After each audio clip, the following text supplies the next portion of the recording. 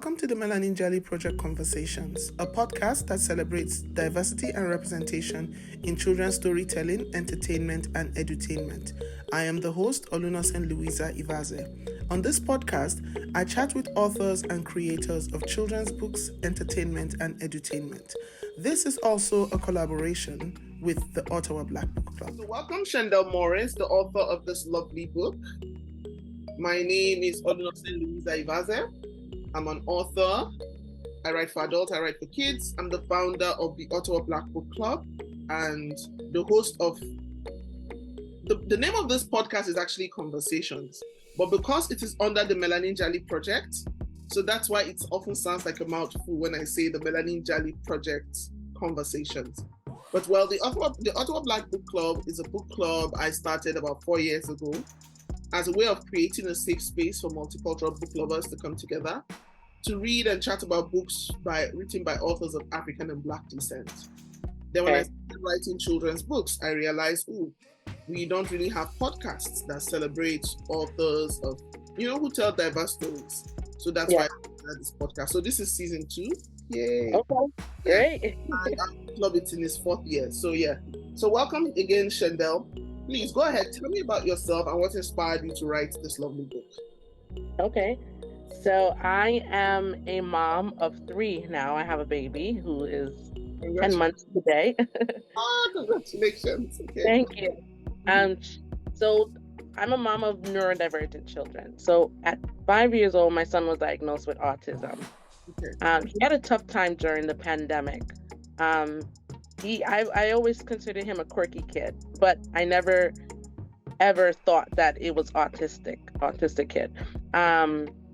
He had a hard time during the pandemic, during the school transitions. Everything was closed, and then everything was hybrid, and a whole bunch of back and forth. And he was really having a tough time. And before that, I was asking everyone, please, there's something going on with my child. I wouldn't consider him a typical child. He's very smart. He's very quirky. And every time I got him evaluated, they kept saying, oh, he's a cute kid. There's nothing going on with him. But I just felt it inside, that there was something that was a little bit different. When he got to kindergarten, I met this amazing school psychologist who was able to see what I was seeing. And because of his difficulty during those transitions during COVID, she was able to push him to get evaluated, and they were able to see what I was seeing. So they diagnosed him with autism, high functioning, they call it, but I say quote unquote because it's just one big spectrum. And my daughter actually has ADHD. We're going to try to see if she's dyslexic. I noticed as my children are starting to grow, I noticed that even though many people, many educators, and I'm an educator myself, many educators know about autism, ADHD, dyslexia, we really only know the stereotypes of it. We don't know really the whole spectrum of autism. We only know what we see on TV, and many of the roles on TV are played by non-autistic people. And it's not realistic. It's not reality. I took my son to the doctor, and the doctor looked at him and said, this file says you're autistic. You're not autistic, are you? You don't look like you're autistic. And he was offended. And the doctor proceeded to say, count to 10. And he counted to 10 really quickly and said to me, Mommy, the way you said that made me feel as if she thought that I was not smart, because if I was autistic, then I can't be smart. And I realized there's a lot of things that people, even educators, even doctors that are not familiar with neurodiversity need to learn. And that's the reason why I became an author, to be able to teach children all about neurodiversity, as well as the people who care for them, whether it's their parents or the teachers, that you can have somebody that's right next to you, and there's many people that's next to us that their brains might be wired just a little bit differently, and that's fine. There's nothing wrong with that. It's all about diversity. You see it in this new book that I have, The Beauty of Us All. It is based off of nature, and is based off of diversity in nature. We have our diverse selves. We look at each other, or we can easily see diversity. But there's a such thing called biodiversity, and not a lot of people know the term. Biodiversity is just about the differences in the things in nature, natural differences, and that they were designed that way on purpose, like the snowflakes. You have all these different they look different, and you have the clouds, they look different. You have the different type of fish. That's biodiversity. And then it's us. We also are a part of that biodiversity on the outside and also on the inside. So on the outside, we may look different. We might have different skin colors. Even among Black people, we all have different skin complexions. We have different type of hair, different textures, different curl patterns. And just now you make it bigger. You have Black people, you have Asians, you have white people. And that's all a part of that biodiversity. And then within us, we all are different too. We have different brain wiring. There are some people who are on the autistic spectrum. There are some people who may have ADHD. Some may have dyslexia. And so that is designed, I believe it's designed this way. And it's beautiful, just like the different fish that we see in the ocean and when we go to the aquarium. And you see that in the book. What inspired me was a little girl in my daughter's school who was getting bullied. And she was getting bullied simply because of the complexion of her skin was a little darker than the children who were speaking to her, who were teasing her, making fun of her. Okay. She just came from another country. She was just learning English. And she was not used to being told that there was anything negative about the complexion of her skin, her tone.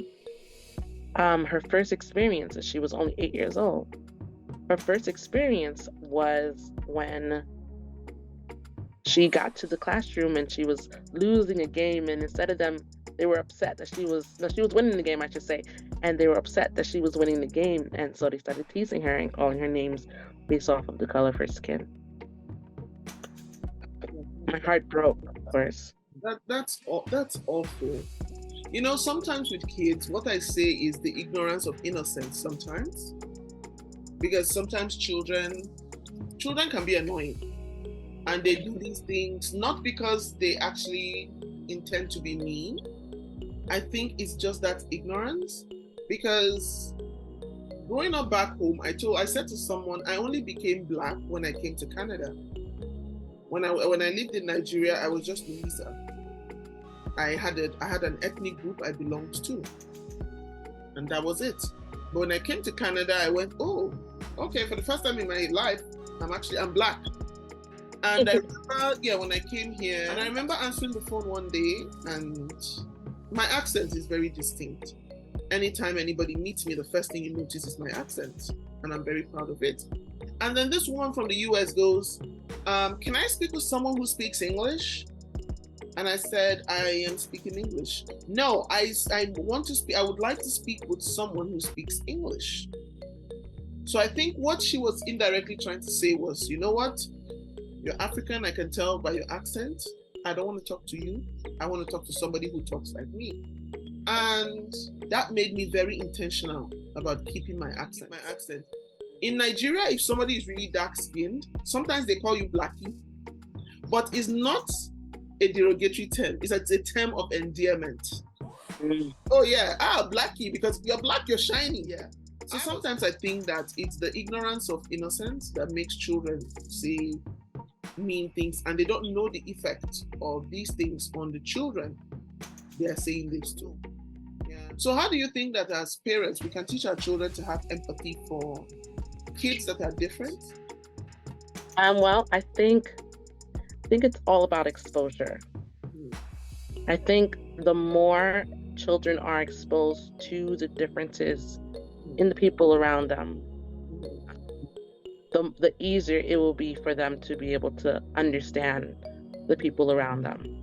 And of course, we can't always, have children exposed to every single person, everybody's different. We don't know all the differences that exist.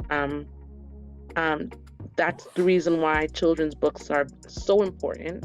Yeah. Watching videos, but it's so important for them to be able to see those children's books. That teaches us really how the people around us are. We have our history books. We have social studies. They learn through it. They learn from it that way. Why not have it be in the children's books that they read all the time? Just in the media alone, there's not enough representation. And I feel as if, before on TV, all we saw was light-skinned people that was very thin with long hair, straight hair, and we felt as if, okay, that's what you're supposed to be. That's what's the most important. That's what's the norm. And if you're not that, then something is wrong with you. And I feel as if that's the reason why a lot of our children they just don't know. It's really all about exposure. And it's for us too, as adults. It's hard for us to be able to teach them about the differences in the people around us when we don't know. So we have to open ourselves up to be willing to learn about people who are different. And I don't have anything to do with that. Why do I need to watch that? Why do I need to? Because you're a part of this world, and the people around it are a part of this world. And if you're going to be a person that is affirming, that is accepting, you have to understand the people who you will see every day. You're teaching children empathy by constantly letting them know people are different. You need to love people no matter how they look, how they act. With my children, I appreciate it's, there's challenges to having neurodivergent children. Of course, there's challenges to having anything. But one of the benefits of having neurodivergent children, my children, is that they understand their challenges and they understand where it comes from, because they know, my son knows he's autistic. My daughter knows she has ADHD. She knows where it comes from. And because they know that, I try to tell them, you have these challenges. There are other people around you that may also have challenges as well. And I try to show them videos of other children, try to read them books. When we go outside, I teach them, don't stare. But I teach them about it. I don't just say, don't stare and don't point. That's not nice. Let's keep walking. No, I say, no, it's not nice to stare. You wouldn't like anyone to stare at you. But I just want you to know that you see that child right there. He has something that's called Down syndrome. Let me tell you a little bit about Down syndrome. And I tell them how we should act around those people. Maybe there might be somebody who is autistic. My son is autistic. And I tell him, not everyone is on the same end of the spectrum, the same side of the spectrum as you are. There are some people who cannot speak. There are some people who cannot button their clothes on their own. There are some people that need extra help. And there are some people who, when they get around too many people, they get really frustrated and they need to cover their ears or they need to block the light from their eyes. These are things that we really need to be teaching our children. We focus so much on manners. We focus so much on, okay, this is great. Let me teach you about money. Those are great things to teach our children. But we're missing something that's important. An important aspect is the social aspect. Not just sharing, not just being polite, but really learning about the people that surround you. And so I feel as if that's what a lot of parents need to do to help their children to be exposed a little more, so that they're not looking at it like, oh, you're different, you're weird, haha, something's wrong with you. But wow, you're different. Wow, look at the color of your skin. Wow, you can see that when you're looking at the math equation. You can see like things floating in the air. Wow, you can, teaching the children that these are things that other people experience. That allows them to be able to be appreciative of it. My daughter was telling me about a little girl in her class who has an amazing memory. She's able to look at one thing and just memorize it just by looking at it. She's 9 years old. and my daughter finds it so fascinating, other people might just think she's weird. That's a savant, right? I think that's what they call them. Oh, beautiful, beautiful, beautiful. Yeah, beautiful. It's I think it's important. That's very. So, how important do you think it is for us to write books or to tell stories that celebrate neurodiverse children, or just difference, books that celebrate difference? How important do you think it is? So I think it's so important for there to be books about neurodivergent children, just because there's so much stereotypes. And sometimes when people see the different things that they're not used to, it helps them to be able to treat those neurodivergent children a little differently. And not just neurodiversity, because in this book, The Beauty of Us All, you will see that it's really talking about so many different, there's disabilities in it. It talks about different colors of skin. So there's one child who doesn't have, she has a prosthetic leg. And it's just so important for that to be in these children's books, because the children have it in their hands. They're learning from the things that they're reading. And if they're not experiencing someone who is missing one leg, if they're not experiencing someone who jumps up and down because that's a part of their autistic stem, if they're not experiencing someone who cannot see, who has one eye or one arm, then when they do see it, it's going to be a shock for them, and they're going to react that way. And so that's the reason why I believe that it's really important for us to have these children books, where the children can really see it, understand it, and then they appreciate it. Okay. So I call that window stories. So it gives children the opportunity to peek into the lives of children different from them. Yeah. Finding those stories, it also gives them an opportunity to experience, life through a different lens. Yeah. Okay. So what are some of the challenges you think, like when you were putting together this book on difference, what were some of the challenges you encountered or you experienced when you were writing this? Because, the goal is to tell a story as authentic as it is, and at the same time, is also to ensure that you pass across the message that you intended. You pass the message across to the reader. The reader gets the message. The reader reads the book and gets it. So what were some of the challenges for you when you were putting pen on paper to say, okay, I want to tell this story, but how can I tell it in such an authentic and heartfelt way? What were some of the challenges? I would say that some of the challenges were, how do I include everyone? Mm-hmm. Okay. There's no way that I can include everyone. And those that I do include, how do I make sure that I am not showing any stereotypes? My own biases. Everybody has biases, and that's based off of just how you learned about the particular topic, right? I want to make sure that I'm not reinforcing that stereotype. And so I try to make it as general as possible, but yet still including.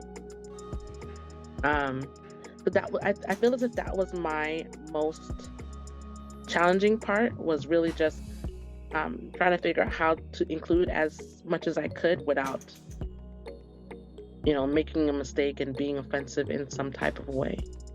Okay. Yeah. Collaborating. So why do you think that diverse authors have challenges when it comes to collaborations to put our work out there?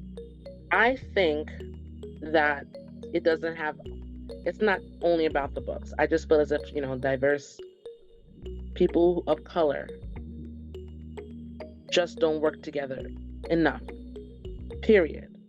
And why do you think that? Way of thinking. I don't know if I'm not sure. But in general, you see like Jewish population, everybody works together. It's a tight knit. Everybody's rich. You rich, I'm rich. You my neighbor, you rich too. Everybody's rich together. You don't see that so much with people of color. We definitely need to change that up, especially when it comes to advocating for our children. So, I'm going to ask you to read your book to us. Okay, so The Beauty of Us All. Look at these majestic fish. They each have unique colors and characteristics. Aren't they amazing?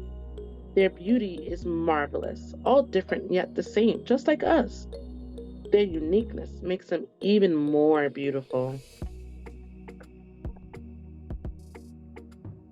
Have you ever caught snowflakes on your tongue?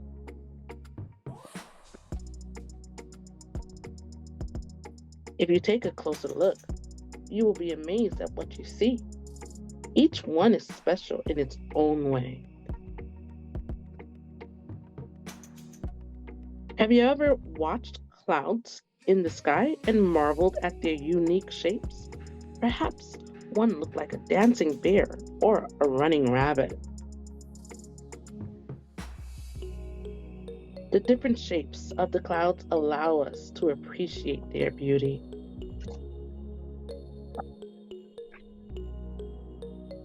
Have you ever looked at the leaves in the fall? All of their amazing colors are enough to take your breath away. Now look closer and you will see there's beauty within the beauty. Even when leaves are the same color, there is an orchestra of patterns in their veins. Have you ever gazed up at the stars?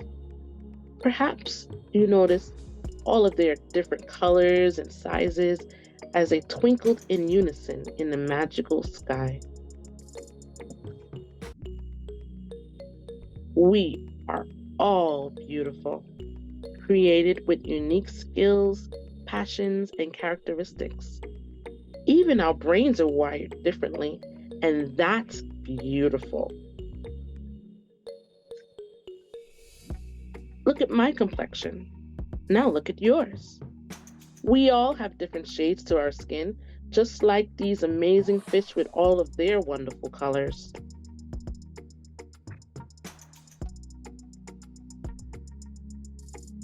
Look at the color of this fish. Now look at the color of this one. They are both magnificent. All over this world and all around us, we see this beauty in the people and things surrounding us. We see it in our skin, we see it in our hair, we see it in our faces. We are all beautiful because we are made to be beautiful. And when we see our differences, we celebrate them. We embrace them because they are beautiful. The end. Beautiful. Beautiful. Talk us through your publishing process, because I guess I'm assuming did you self-publish this book? I did. I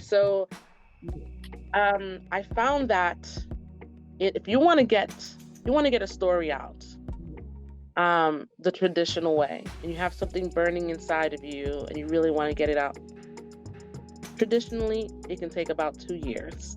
Yeah. And this story was burning. This book it had to come out. Actually, when I wrote this book, I was in the process of writing a different book.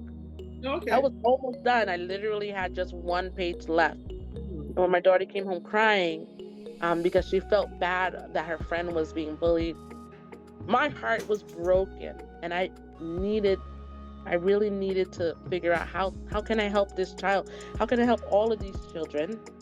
And even the ones who were bullying, I felt they actually needed help because they just didn't know. And so I stopped what I was doing. I just completely stopped writing that story. I put it on hold, and I started to write this book for the children. and I was 7 months pregnant. Big pregnant. I had the laptop under my belly while I started typing away, and it really did not take too long to finish writing the story because it was just on my heart. It was just burning. But I got it edited. I started to search everywhere. I said, I have this story, and it's such a beautiful story, but I need an illustrator that actually is able to, if I'm speaking about the beauty of us all, and if I'm tying it to nature, I need someone that's able to really showcase nature, like the beauty of nature. And I was thinking about different, I have a publishing company because I opened up a publishing company because I felt as if it just takes too long the traditional way. Okay. And so I have a couple of illustrators under my belt in the publishing company, and I couldn't find an illustrator that was able to really show just how beautiful nature is and really to show the biodiversity of nature. And I went through a couple of different illustrators, and I ended up finding someone who, although her work was beautiful, it wasn't really this type of work that I saw, in terms of like the water and the leaves and however, there was just something about her work, Marissa Napolitano, something about her work that I felt as if she gets it. She sees the beauty in nature. A lot of people, they just, they draw, they do cartoons, they do, but she was able to really pick up the beauty in nature. I saw it in the dewdrops on the leaves that she created, and I had to reach out to her. And it was so funny because we kind of like hit it off right away. Okay. Her baby, she had a baby too. There was times that we would be like doing Zoom calls, and then we would have our babies in our hands while we're talking about the book. It was very, very nice experience. And it took some time to finish the illustrations. My children are actually part of my publishing company. Okay. I say, if I'm writing for children, why not have children approve the illustrations or approve the writing? So my children are part of the company, and so they were oftentimes the decision makers. So I had to tell my illustrator, this is beautiful, but it has to get the approval first. So I would send it to them, show it to my children, and then send back the feedback that I received to my illustrator. And so that was a very nice experience. She loved to be able to get feedback directly from the children. Got it copywritten. We published it on Amazon at first, and I got I actually have hardcovers, and we got them printed in China, and they came back beautiful. Okay. So now it's actually it's available on Amazon, and actually available. You can buy the hardcovers on my website as well, which is morrishousepublishers.com. Okay, that's great, because Ingram Spark too is another option to use, and it has a very broad distribution. Because when I did my children's books, the issue I had was I didn't have the funds to have it printed in China. So what I did was I just put it on Amazon, and then I put it on Ingram Spark. The good thing with Ingram Spark is it has a very broad distribution, and is the hardback. Is the hardback. So it gets to everybody who wants. I'll show you. So these are my books at the back here, and it's Africa is Not a Country series. This is Crowning Glory, where I'm teaching children about African hair tradition, and this is the African Safari, where I'm teaching children about indigenous African animals. So in this one, because I was just thinking, all the books I've read about hair, they just talk about, how to take care of your hair, spray water, comb it, and all of that. But I thought, let's go into history. Let's dig, this is the Orisha Oshun. These are hairstyles. I said, let's dig into history and see what we can find there and what we can teach children actually about the history of our hair tradition. And then also animals and all of that. Yeah. So your illustrator, where is she located? She's in the U.S. I believe she's like out of Connecticut or something. But I mean, it was nice. All of our meetings were on Zoom anyway, so I felt like she was right in the room with me. Yeah, because she did an amazing job with this. Yes, with this book. So, for people who want to tell heartfelt stories about difference, what are some tips you can give them? For heartfelt stories, I would say, write what's in your heart, and make sure that it's relatable to the people around you. Don't just write, what you think in terms of like statistics or. Okay. You have to write about what you know, so that it can be realistic, so that it can be relatable. A lot of times you find that things that we are going through, other people are actually going through them too. And when you write about something that you're going through, a lot of times you'll find a parent who, the only reason why they picked it up is because they're struggling with a particular thing. And they realize somebody out there understands me. Like there's somebody going through this, the same thing I'm going through, and they were able to succeed, or the child was able to grow up fine, and so you write down what it is that you're going through, but make it relatable, like speak to your audience. Okay, so I know that you have a publishing house. So as a publisher, as a publishing house, do you publish works by other authors? Well, not yet.